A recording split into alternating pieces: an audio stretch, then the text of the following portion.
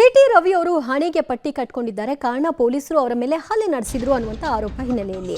ಆದರೆ ಇದೇ ವಿಚಾರವಾಗಿ ಲಕ್ಷ್ಮೀ ಹೆಬ್ಬಾಳ್ಕರ್ ಅವರು ಮಾತನಾಡ್ತಾ ಅವರು ಹಣೆಗೆ ಪಟ್ಟಿ ಕಟ್ಕೊಳ್ಳೋ ಅಷ್ಟು ದೊಡ್ಡ ಗಾಯ ಆಗಿದೆಯಾ ಅಂತ ಪ್ರಶ್ನಿಸಿದ್ರು. ಈಗ ಲಕ್ಷ್ಮೀ ಹೆಬ್ಬಾಳ್ಕರ್ ವ್ಯಂಗ್ಯಕ್ಕೆ ಸಿಟಿ ರವಿ ಅವರ ಪತ್ನಿ ತಿರುಗೇಟನ್ನ ಕೊಟ್ಟಿದ್ದಾರೆ. ಸುಮ್ಮನೆ ಬ್ಯಾಂಡೇಜ್ ಹಾಕಿಕೊಳ್ಳಲು ಯಾರಿಗೂ ತಲೆ ಹಾಳಾಗಿಲ್ಲ. ಹೇಳೋರ್ಗೇನು ಏನ್ ಬೇಕಾದ್ರೂ ಹೇಳ್ತಾರೆ, ಅವರಿಂದ ಪಾಠ ಕಲಿಬೇಕಾದಿಲ್ಲ. ಲಕ್ಷ್ಮೀ ಹೆಬ್ಬಾಳ್ಕರ್ರಿಂದ ಸಿಟಿ ರವಿ ಸಂಸ್ಕಾರ ಕಲಿಬೇಕಾಗಿಲ್ಲ ಅಂತ ಪತಿ ಬೆನ್ನಿಗೆ ನಿಂತಿದ್ದಾರೆ ಸಿಟಿ ರವಿ ಅವರ ಪತ್ನಿ ಪಲ್ಲವಿ ಅವರು. ಲಕ್ಷ್ಮೀ ಹೆಬ್ಬಾಳ್ಕರ್ ಇದೊಂದು ಡ್ರಾಮಾ ಮಾಸ್ಟರ್ ರವಿ ಅಂತ ಹೇಳಿಕೆಯನ್ನ ಕೊಟ್ಟಿದ್ರು. ಈ ವಿಷಯವಾಗಿ ಏನ್ ಹೇಳಿದ್ದಾರೆ ಸಿಟಿ ರವಿ ಅವರ ಪತ್ನಿ?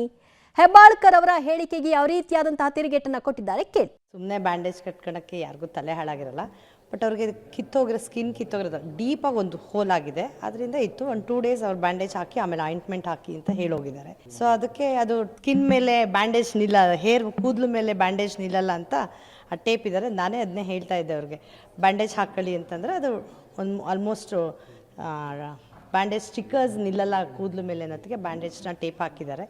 ಸೊ ಯಾರು ಎಷ್ಟು ದಿನ ಅಂತ ನಾಟಕ ಮಾಡೋಕ್ಕಾಗತ್ತೆ ಗಾಯ ಆಗಿಲ್ಲ ಅನ್ನೋಕ್ಕೆ. ಆ್ಯಕ್ಚುಲಿ ಅವರಿಗೆ 3 days ನಿದ್ದೆ ಇಲ್ದಲೆ ಆ ಇಡೀ ಪ್ರೆಷರ್ ಹಾಕಿ ಮ್ಯಾನ್ ಹ್ಯಾಂಡ್ಲಿಂಗ್ ಮಾಡಿರೋದ್ರಿಂದ ಆ ವೆಹಿಕಲಲ್ಲೆಲ್ಲ ಸುತ್ತಾಡಿಸಿ ಜ್ವರ ಬಂದಿದೆ, ಸ್ಲೈಟಾಗಿ ಜ್ವರ.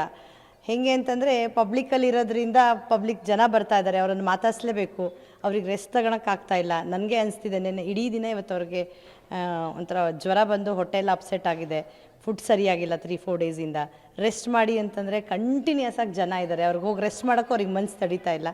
ಸೊ